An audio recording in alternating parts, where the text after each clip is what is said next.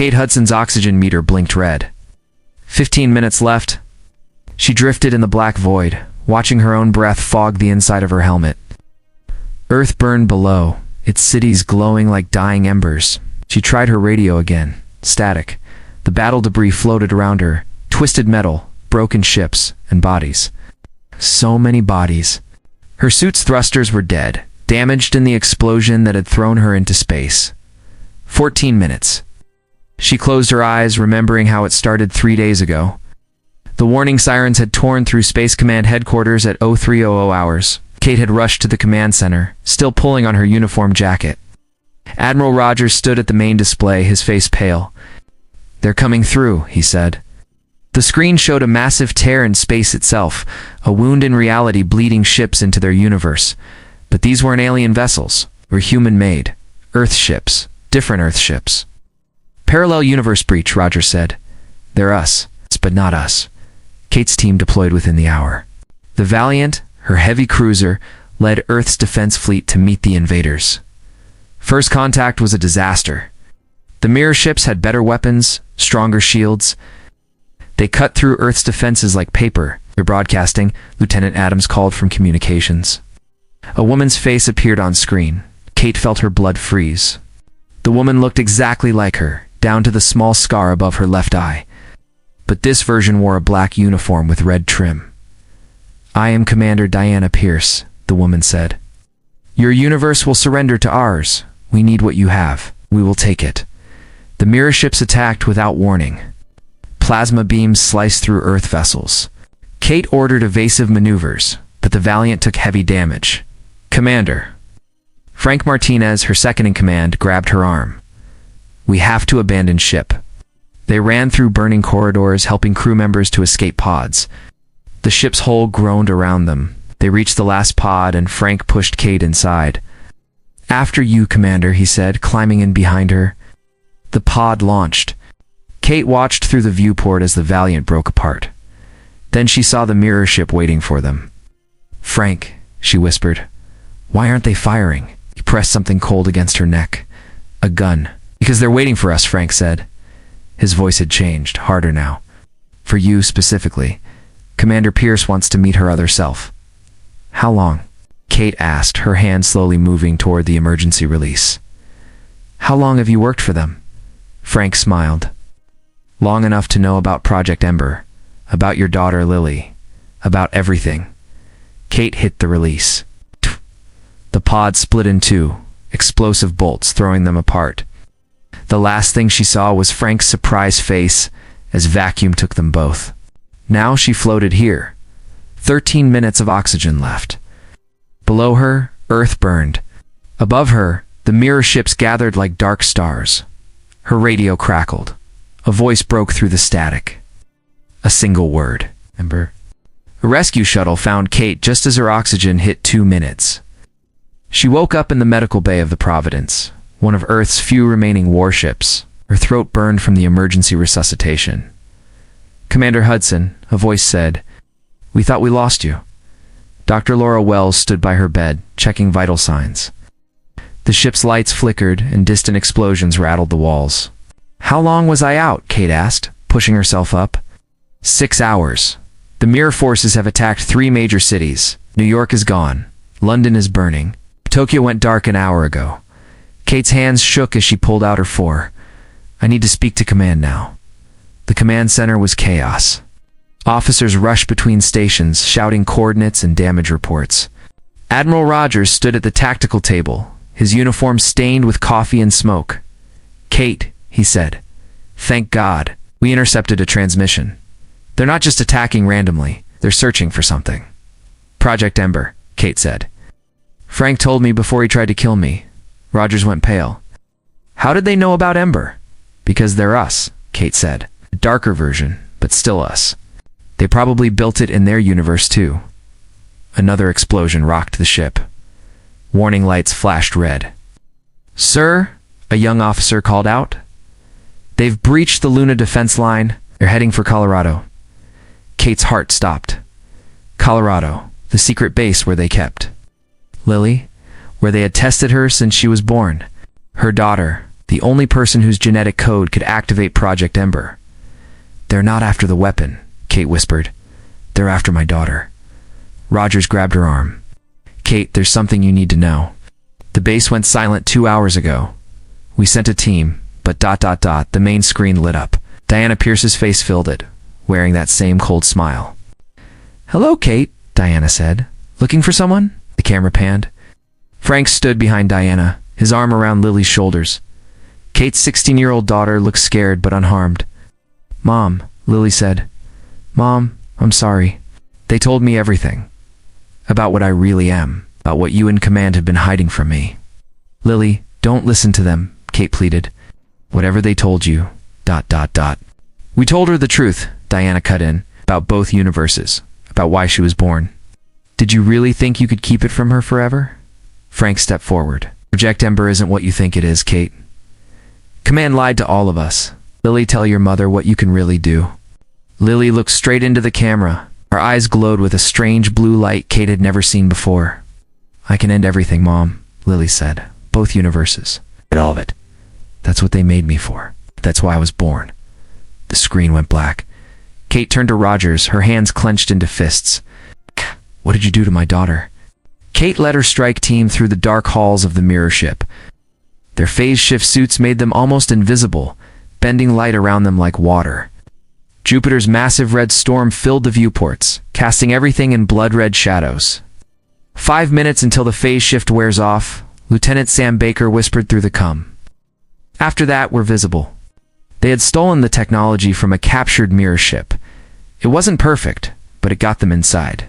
They just had to find Lily. The ship's layout matched Earth vessels exactly, but everything felt wrong. Black metal instead of gray. Red lights instead of blue. Like walking through a nightmare version of home. Life signs ahead, Baker said. Big room. Multiple targets. Kate raised her hand, signaling the team to stop. Voices echoed from around the corner. She recognized Frank's voice first. The girl is cooperating, he said. She understands what needs to be done. Good, Diana's voice. And Kate? Will she follow? She'll come for her daughter? That's what mothers do. Kate signaled her team forward. They moved like ghosts through the doorway into a massive chamber. Computer screens covered the walls. In the center, a giant metal ring pulsed with blue energy. Lily sat in a chair near the ring, connected to it by glowing cables. Her eyes were closed, but energy crackled around her like lightning. The gateway is at 60%, a technician said. The girl's power is incredible. She's generating more energy than both our universes combined. Kate's team took positions around the room. 4 minutes until visible. She had to move fast. Now she ordered. Stun grenades flashed. Guards fell. Kate ran for Lily while her team engaged the mirror troops. Plasma bolts filled the air. I wondered when you'd come, Diana said, stepping out of the shadows. She held a gun to Frank's head. Drop your weapons, or he dies. Kate didn't stop running. He's a traitor. Kill him, am I? Frank smiled despite the gun at his temple. Kate, look at your daughter. Really look. Lily's eyes opened. They glowed blue, but there was no fear in them. No sign of being controlled or forced. Mom, Lily said. Stop, please. I came here on my own. Kate froze. What? Frank told me the truth months ago, about Project Ember, about what I can do. He helped me understand. By betraying us. By helping them invade. No, Frank said. By preventing a worse invasion. Show her, Diana. Diana pressed a button. Screens lit up with images of another Earth. A dead Earth. Cities in ruins. Skies black with ash. That's our world, Diana said. Destroyed by the same people who created Project Ember in your universe. It didn't make Lily to save anything. It made her to destroy everything. The phase shift flickered. 3 minutes left. Kate's team became visible in patches, like ghosts becoming solid. Mom, Lily said. I have to tell you what Project Ember really is. Project Ember isn't a weapon, Lily said, her voice echoing in the chamber. I'm a dimensional seal. They engineered me to close the gap between universes permanently. Kate lowered her gun. The phase shift had failed completely now, leaving her team exposed in the open chamber, but closing the gap would. Kate started. Would kill everyone, Diana finished. Both universes would collapse. That's what your leaders planned all along. They'd rather destroy everything than risk losing control. Alarms blared through the ship. The massive ring behind Lily pulsed faster, its blue energy turning violent red. "More Earth ships approaching," a technician shouted. "They're charging weapons." The screens showed Earth's remaining fleet emerging from behind Jupiter's moons. Admiral Rogers' voice boomed through all channels. "Commander Hudson, get your daughter out of there. No. We're ending this now, by killing everyone." Kate shouted back. "There has to be another way." The ship rocked from the first hits. Shield warnings flashed across every screen. Frank ran to a control panel, his fingers flying over the controls. "The ring is destabilizing," he said. "Oh, if it blows, it'll tear both universes apart right now." Lily screamed as power surged through the cables connected to her. Her eyes blazed like blue suns. "Mom, help me. I can't control it." Kate ran to her daughter, but Diana blocked her path. "Wait, I have a solution, but you won't like it." Another blast hit the ship. Sparks rained from the ceiling. Kate's team took defensive positions as Mira troops poured in through side doors. "Talk fast," Kate said. "Lily can stabilize both universes," Diana explained. "Make them one. But the process will kill her, unless... ... Unless what? Unless someone takes her place. Someone with matching DNA." Kate looked at her mirror self. "You mean one of us?" Diana nodded. "The mother saves the child." In any universe, the ship's shields failed. Emergency lights flooded the chamber red. Through the viewport, Kate watched Earth's fleet move into firing position. "Mom, please," Lily begged. "I don't want to die." Kate turned to her team. "Get my daughter out of here. It's an order." "Commander, no!" Baker shouted. "Diana," Kate said. "If I do this, you swear to protect her. On my life." In any universe, another hit rocked the ship. The ring's energy field began to collapse. "Wait," Frank called out. "There's something else you need to know. About why it has to be you, Kate. About what really happened 16 years ago." Kate looked at her daughter, then at Diana, then at the burning ring that could end everything. "What are you talking about?"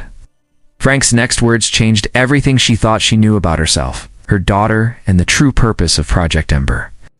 "Lily isn't your daughter," Frank said, as the ship shuddered around them. "She's you. A clone created from your DNA, engineered to bridge both universes." The ring's energy field crackled violently. Kate stared at Lily, seeing herself in every feature. "That's why Diana and I look exactly like you," Frank continued. "We're all versions of you. The only human whose genetic code could sustain Project Ember." Another blast rocked the ship. Panels exploded from the walls. Through the viewport, Earth's fleet prepared their final attack. "Why didn't you tell me?" Kate asked Diana. "Would you have believed me? That you were the original? The one they used to create us all?" Lily screamed as more power surged through her. The cables connecting her to the ring glowed white-hot. "Ring collapse in 60 seconds, a computer voice announced. Kate made her decision. She ran to Lily, ripping away the cables. "Mom, what are you doing? Living up to what I am," Kate said. She connected the cables to her own body. Pain shot through her like fire. "All ships hold fire," Frank shouted into the comm. "Kate is activating the merge." Energy poured from Kate into the ring. She saw both universes at once. One dying, one about to die. She could feel them both, could feel the walls between them. "Diana," she gasped, "get them out. Keep them safe." Diana grabbed Lily, pulling her toward the exit. "All personnel, evacuate now." 30 seconds to ring collapse, the computer said. Kate's team and the mirror troops ran. Frank stayed. "I'm sorry," he said. "I served both sides trying to prevent this." "Go," Kate ordered. "Make it mean something." The ship groaned as its structure began to fail. Through fading vision, Kate saw the fleet retreat, saw escape pods launching. Saw her daughter, her clone, looking back one last time. "Ring stabilizing," the computer announced. "Universal merge beginning." Kate felt it happening. The walls between realities thinned. She pushed harder, forcing them together. Not destroying, combining, making something new. The pain vanished. She felt light spread across two universes, becoming one. In her mind, she saw cities rebuilding, saw skies clearing, saw hope returning. 10 seconds, the computer said. Kate smiled. In the end, it wasn't about weapons or wars or even survival. It was about choice, about sacrifice, about being human. The ring flared one last time. Reality shifted, changed, healed. In the new world that formed, Diana would tell them how Kate Hudson saved 2 universes by becoming something greater than herself. Frank would make sure the truth was never forgotten. And Lily would live, carrying within her the strength of the woman who gave everything to make things right. The ring went dark. Ow. The ship fell silent. Outside, Jupiter's storm raged on, but its light was different now, softer, like an ember keeping back the dark.